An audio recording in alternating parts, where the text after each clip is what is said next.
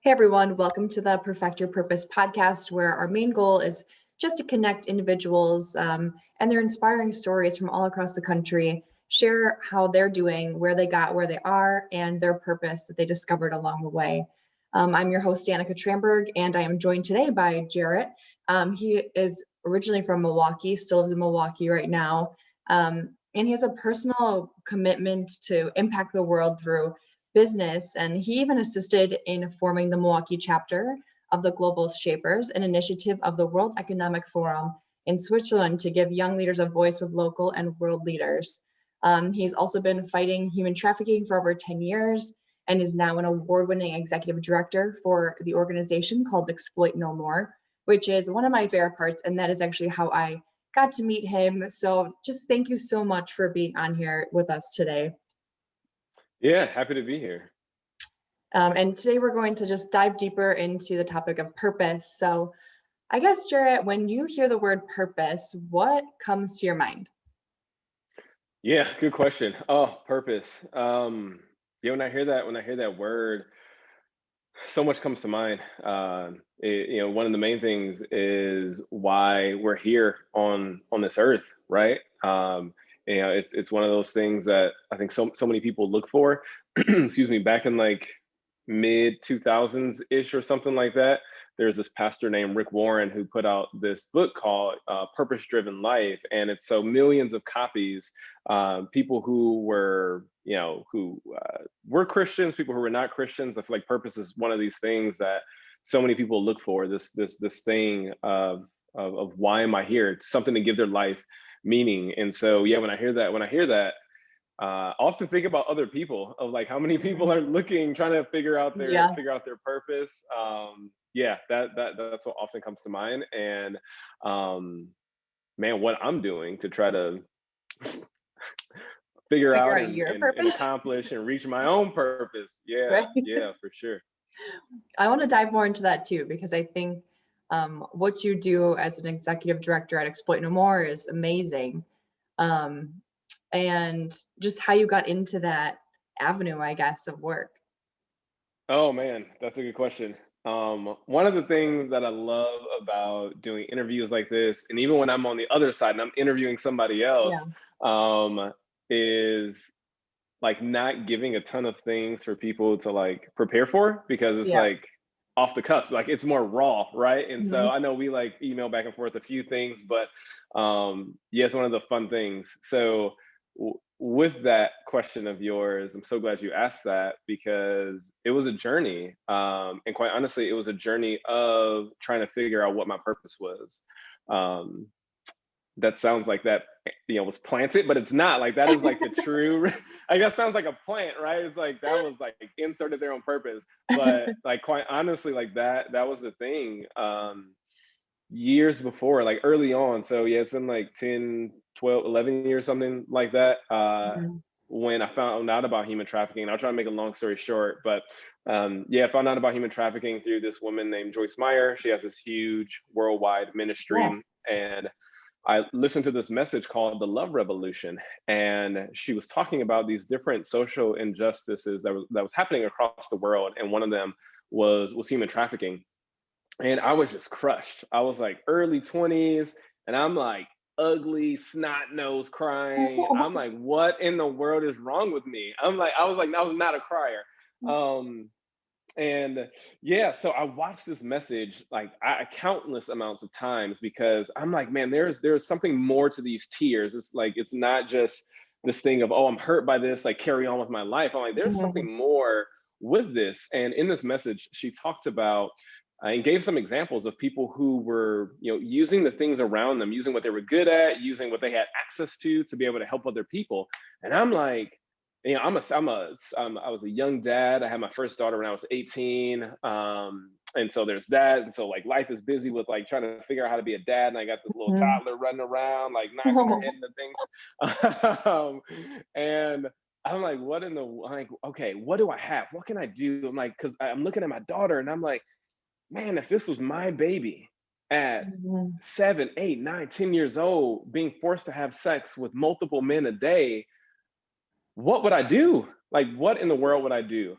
And I'm like, at least people can know about this. At least people can try to figure out something that they can do. It may not be, you know, seemingly large or like starting a Mhm. ministry or organization, but like something, like at least know about it, right? So you could identify my child, hopefully help get them to safety, call the police, what have you. And so that's where it started, was seeing this message and like not just being, not just leaving my emotion there. Mhm. But no joke, like I watched that message so many times, because I'm like, there's something that I believe God is trying to show me through this. And so I started to look into the area in Milwaukee to see like what was happening, what was going on, doing a little research, and found this group that they would meet, I think once a month it was. And so I started going to those meetings and seeing like what's being talked about, what's happening. And Yeah. so for me, like I'm very actionable. I'm like, I like, if I'm gonna give my time to something, like it needs to, like I need to, like we need to be doing something, not just talking. So they were kind of like, there was some activity going on at that time, but it was just a lot of talking also. And they were okay with that. I'm like, but there's more that can be done. And so I'm very much an entrepreneur. So I started my own organization. As a matter of fact, um, I was working with some real estate investors at the time, Oh, and nice. I was working on developing my own townhome project near Brown Deer. And so Wow. I had this piece of land. I worked out this deal. It was a gas station owner who owned it. Worked out this amazing deal. I had my architects, like drawings, all these things, and like I believe from that and to get into this anti-trafficking work. And so I dissolved that company, stopped the, you know, thankfully we didn't start building yet, but we stopped that project and got into anti-trafficking work.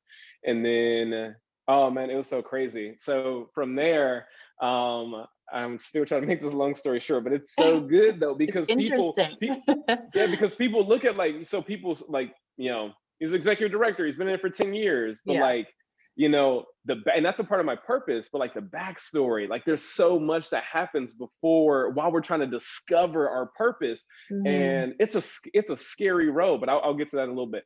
Um, so on this scary road of like, all right, I had this, you know, cool project going on. I believe like I need to move in this different direction. And I did that. And then as I'm working with the organization I started, not Exploit No More, a different org, I was working with a couple of people who, one lady, she worked in Greece, helping victims. Another lady worked in Mexico. Both of them lived back in the United States. And they will often say like, we should have this house, like we should plan that out in our you know, our long-term plan. And I'm like, yeah, but you know, praying about it, thinking it through, like I believe like that wasn't for us. And I don't know, you know, whoever may see this, yeah, I believe in God. I believe in the Holy Spirit, and I believe that God leads us in things that we do in our life. And I knew it very, very clearly that in a few years, there's going to come an organization that I will work alongside. That's all I knew for like 2, 3 years straight. And so I knew to just keep doing the thing that I believe God showed me and what to do with my little organization. So I did that. Fast forward like 2, 3 years later, I get an email about this organization called Exploit No More that's launching. And I go to their launch party at the Harley Davidson Museum in like downtown Third Ward of Milwaukee. And I'm sitting there and I'm listening to their mission and their vision. And it was this crazy, crazy moment of this just like removal of the veil, like as they're talking about that, I'm like, this is that company I know God has been telling me about. That company that's going to come in a few years that I'll be working alongside. Like I'm like, this is it. And so I reached out like a couple weeks later or something like that to see how I can volunteer. I was looking at what gifts and talents do I have that I can add to their organization. And so back when I was trying to form my organization and like figuring out how I was going to get involved, I took this assessment called the Strength Finder, and it gives you your top 5 strengths. And so I took that when I was at Cardinal Stritch University in their religious scholars program, and man, that changed my life. So I had this kind of tool to see like, okay, here are these things that I'm good at, because it was very accurate. And so as I reached out to Exploit No More, I'm like, I'm good at business. I'm good with people. Like, how can I help? And so, yeah, the rest of that is history, as they say. I got to start volunteering. I was a part of they asked me to be a part of their advisory board, then their board of directors, and then our executive director left because her husband got transferred to Southern California. I'm like, girl, you better go. Get out of this cold weather. Go. But I was working in healthcare at the time. I had actually a job that was created for me at Aurora in organization development. So I was working on system improvements with onboarding and hiring and talent development and whatnot. So it was an awkward conversation when I put in my 2-week notice because they created that job for me, which is a whole other story, like super cool. But all the things like I mean, there's so much more to it because in between that time, like there was a lot of like trying to discover who I was, like taking that strength finder and like, okay, I'm good, strategic communication, restorative, solving problems. Like, okay, how can I take my strengths and marry that with my interests, right? As I'm trying to find my purpose. Like purpose is all about discovery. Yeah. It's all about discovery. And people think like you just arrive, but like that scary road that I talked about, that's a road of discovery. And it's freaking scary because a lot of people don't pursue purpose. And that's why I'm so glad you're doing this podcast, because a lot of people don't pursue purpose. They may want to, but the road to that can be so challenging. But yeah, all the things, the different jobs that I had, the internships that I had, where people are like, dude, you work so much. And like, you're not making money at that? I'm like, yo, I got a job that pays me, but I'm doing this other stuff because my job at the time, years ago, it wasn't a part of my purpose. Like it paid the bill. Right. Call center. And I'm like, there's so much more than I can do. But my job wasn't offering me those opportunities. So I busted my ass being a single dad, like so many hours, so much craziness to pursue my purpose and get experience and do things that I knew that I could do, but I just didn't have the opportunity. So like that's usually where people stop. They're like, oh, opportunity, I don't have the experience. I have my degree, but I don't have the experience. Look, if nobody's opening up a door for you, you better go find your own door. You better go find your own table so you can get experience and not be dependent on somebody else giving you some opportunity. Like you need to, if your purpose is that important to you, like you need to work to figure it out. And so throughout that time, working to figure it out. And then with it prepared me to be a qualified candidate for the executive director job. It was crazy. Like so as they were going through this, and this has now become a long story. But and going through the interview process, like, so I was on the board of directors at the time, and we did a national search. We had over 250 applicants from across the country for this job. Like people with way more degrees than I do, way more letters behind their name. But man, whatever God has for you, whatever your purpose is, all that other stuff doesn't matter. It doesn't matter. If that promise, if that purpose is yours, that's for you. And so as we're going through like the applicants, and I wasn't on the interview team, like interviewing the applicants, but we would talk about it at the board meetings, and they would talk about like, we've seen this and that, and we really like this and this applicant, but we're still missing, A, B, and C that we want to see in these applicants. And so they would be like, our board of directors would be like, who do you know? Asking our team, who do you know? Who's on your LinkedIn? I'm like, who do I know who would be good for this job? I'm thinking through all the people that I know, right? I never thought about me. Like I enjoyed my job in healthcare. And so these two pastors on our board, several times they would say, we really believe the next director is like right under our nose. Who do you know? Think about that. And so there was this one particular meeting where they said that, and they were going through again of like the applicants that they had and what they liked about them and what they were still looking for. And so as they're again saying these things that they're looking for, I'm like, dang, that sounds like me. So I'm usually quiet in meetings. It's probably hard to believe because I've talked for like the past 10 minutes. But yeah, I'm like you. I'm very quiet in meetings, and I just like take it all in and listen and stuff. And they're saying these things of who they want or what they're looking for still, and I'm like, dang, that sounds like me. They'll say this other thing. They're like this entrepreneurial background. I'm like, dang, that sounds like me. And like it was like such a crazy moment. It took me back to 2-3 years prior when I was sitting at the Harley Museum at that launch party, where I knew this was the company. I knew this was the company that I believe the Spirit of God was leading me about. Mhm. And it took me back to that moment of like, here, this is the progression. And so I didn't say anything. It was like a crazy moment. And then our board president emailed me like 2 days later and was like, hey, have you thought about applying?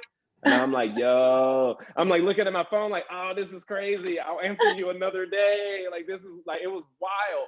And so I applied. I'm like, I want to go through the same process as everybody else. Like, I don't want to be a shoe-in because we know each other. Mhm. So yeah, out of over 250 people, they thought I was the right person. And yeah, and from there, just like the growth, the things that I've been able to do in pursuing my purpose and growing in my gifts and strengths and so forth. And then at this interesting like pivot in life where I'm like on this cusp of taking the experience of what I've done at Exploit No More and growing that to other places. Like for example, I did a training in January where there was like 30 some individuals all over the world.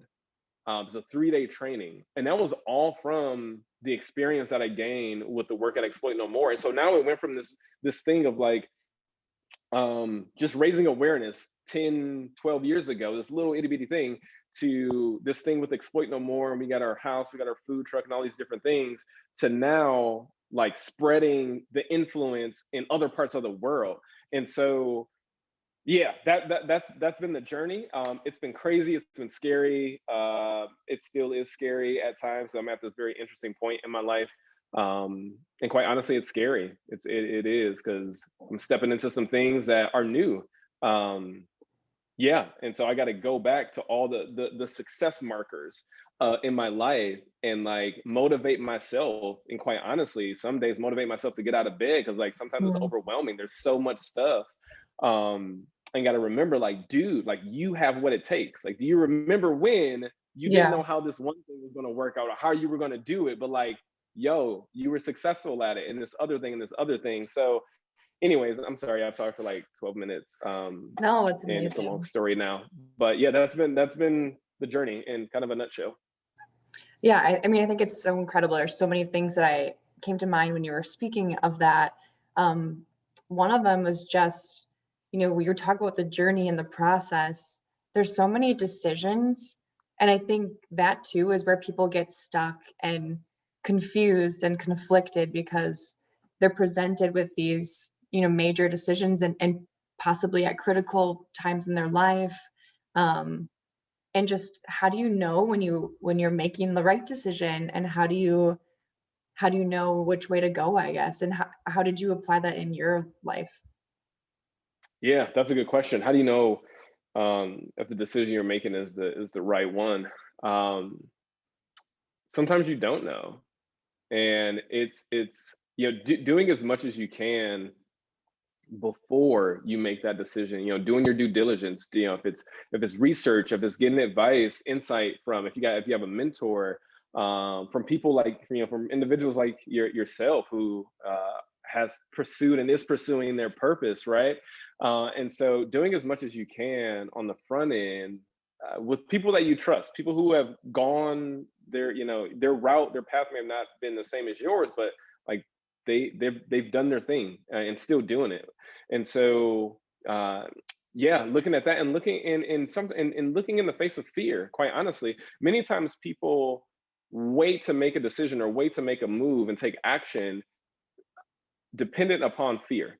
If fear is present, they won't make that step because they feel like, I shouldn't feel fearful about this. Like that's not true. You can still move in the face of fear.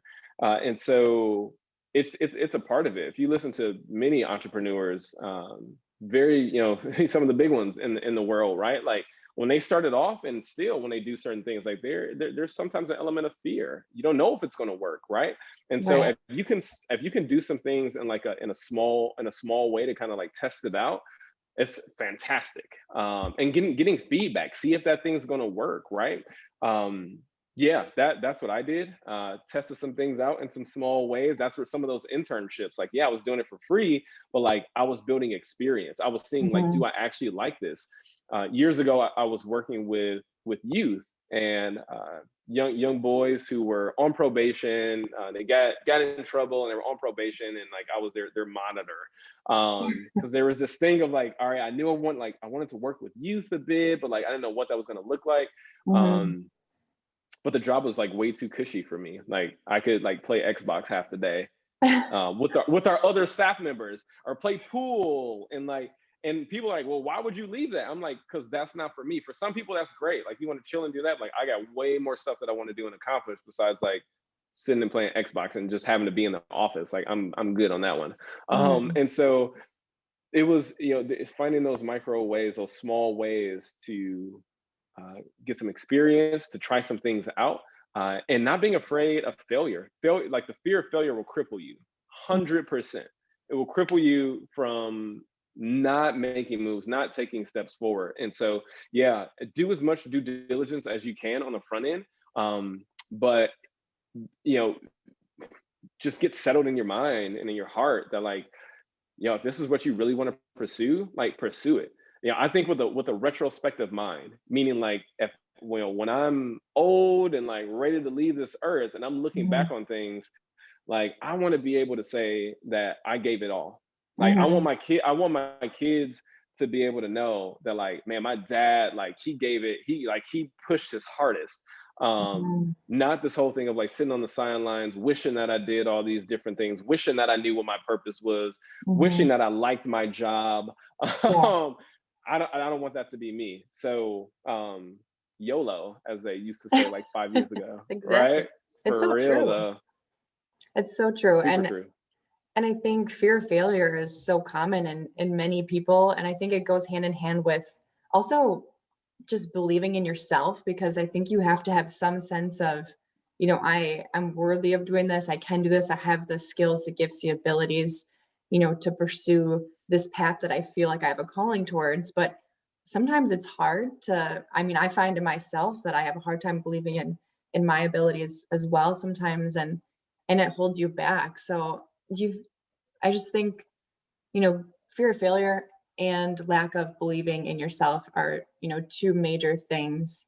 Do you ever feel like you had a period in your time where you had that experience where you're like, I don't know if who do you know? Who do you know who could have this job? And you're like, I don't know. Who do I know? And sometimes you just have to look within and you're like, well, I'm right here. Like I can do this. I have a passion for it. I'm good at it. God's given me the gifts and abilities to pursue it. And I think that's also just so important to recognize that. In your life do you feel like you finally recognized what your gifts were? Yeah, that's a really good question. When I took the Strength Finder, that changed my life. Like there are a few things that like were life changing for me. Becoming a father, truly like pursuing the Lord and learning about Him, and the Strength Finder. Like those are three things that really changed my life, because the Strength Finder, if you are honest in that assessment, many have probably taken like the Myers-Briggs or like the Enneagram and things like that, and those are very interesting and can be very helpful. But the Strength Finder, it really focuses on your strengths, and doubling down on those things. And so uh yeah, that was like 11, like 12 years ago that I took that. And no joke, every year, at least once a year, usually it was either around my birthday or like the New Year's thing, right? And I would bring out my Strength Finder results. And as I'm preparing and thinking about, what I want to do in my life and so forth, and like opportunities, I would look at my strengths and I'm like, how can I grow in these things? Like these are things that like, yes, you know, the results of this assessment, like it's very true, like it's so me, like how can I get better at these things, because so many people try to focus on their weaknesses, right? Like I'm not good in this area and I need to be better. Like not like, okay, so that's where you don't focus. Some things it depends on the weakness, but for the Yeah. most part, like when we're looking at like our career and different things like that, you want to focus on your strengths. Like what are you good at, and taking those things and bringing that up higher. So your strengths or your talents are things that are usually innate to you. Like it just comes natural. You're just naturally good at it.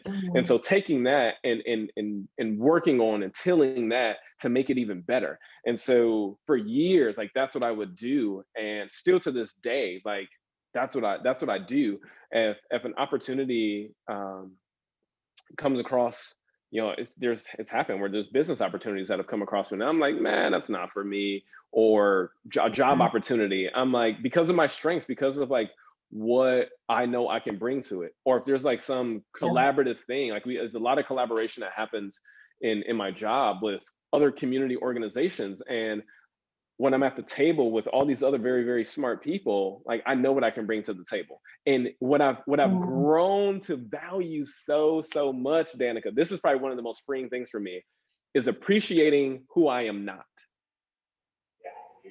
Girl, look, that has been so freeing for me because the world will look at you and focus on everything you are not, right? And I'm like, you know what? I really like I like things to be organized, but I suck at it. Like in terms of like papers and things like that. I'm like, I will hire somebody to do it. I'll rather pay somebody who's really good at doing it because I know I'm not good at it and I'm okay with that. In things in the workplace, like there's things that I am not good at and I'm okay with that. But I'm like, you know what I am good at though? All these other things. So, that piece of really doubling down on who you are is massive and it helps you to build so much more confidence. It helps you to be so much more secure with who you are and what you can do and what you can accomplish in life. So yeah, the strength finder was and continues to be so transformative for me. Yeah, I think that's such a good point. Not not just who you are, but like who you're not, and that really will set you up. I feel like for success in your life, and where to go based on what your strengths are. If someone came up to you ever and was like, "I'm still Jared. I don't know what my purpose is. Like, I don't know what I'm supposed to be doing." What would you tell them to help them find their purpose? I would get their phone number, and then I would go into my Amazon app, and then I would send them a link for the Strength Finder book. That's what I would do. That's what I like. Like I've been doing that more and more lately because people have been talking Mhm. to me about that, and I'm like, here's this link. Order this book. There's a little code in the back of it um, to take the assessment online. Send me your results, and we'll go from there. And so some people do it, some people don't, right? Because like it's an action step. Mhm.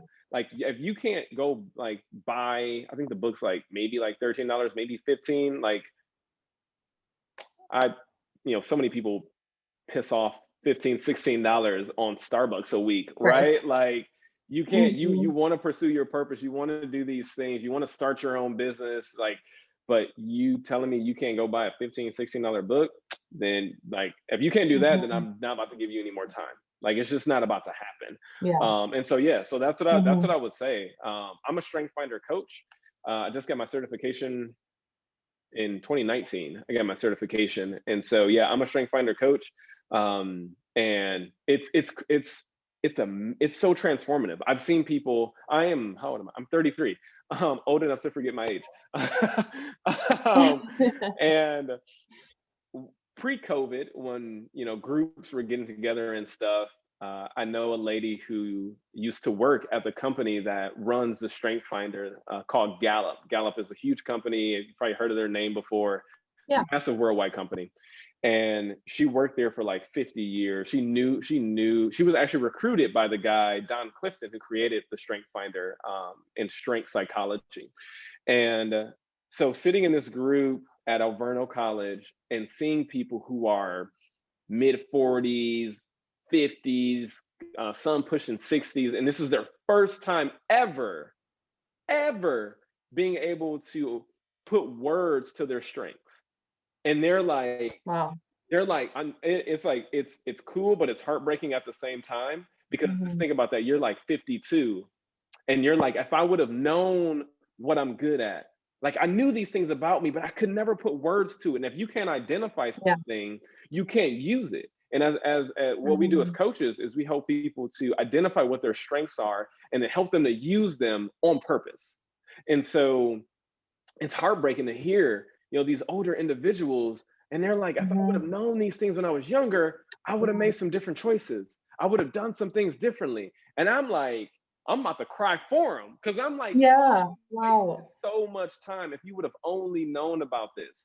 And so, yeah, it's something that I'm doing in this new year is really moving forward with that more. Like I'm super passionate about helping people discover their purpose, discover their strengths, and use those things on purpose. So yeah, that's what I would do is get that Strength Finder book and start there. That's amazing. Well, I'm definitely going to get the link for the book from you. And then also, I want to hear more about your coaching now, but we have to wrap up, unfortunately. But can you give the listeners where they can kind of find you on social media, website, where the best platforms are, so they can follow your journey as well? And who knows, maybe someone will reach out to you and want to coach. So. Yeah, for sure. So you can find me at Jarrett Luckett, JarrettLuckett, on Facebook, Instagram, and soon TikTok. Gonna take the deep Gonna dive try. into TikTok. Right. I'm gonna give in and go to TikTok. And then my website is jarrettluckett.com. And Danica, since you're so amazing and so great, and I'm so just proud of you and thrilled that you're doing this podcast, your listeners, for up to 20, because I know you're going to have a ton of listeners eventually. So up to 20 of your listeners, if you get that Strength Finder book, it's Strength Finder 2.0. You can get it off of Amazon. I will give you an hour of free coaching. My time is the most valuable thing I can give. So for up to 20 people, 20 of your listeners, not including you, I'll give you an hour of coaching too. But Oh my for gosh, I'm you so plus, excited. yeah, you plus 20 other people. Oh my Yeah, goodness. just hit me up or reach out to Danica. Danica, you can connect me however, or reach out to me on social media, guys. And yeah, I'll be happy to give you an hour of my time to help you perfect your purpose. Thank you so much. You are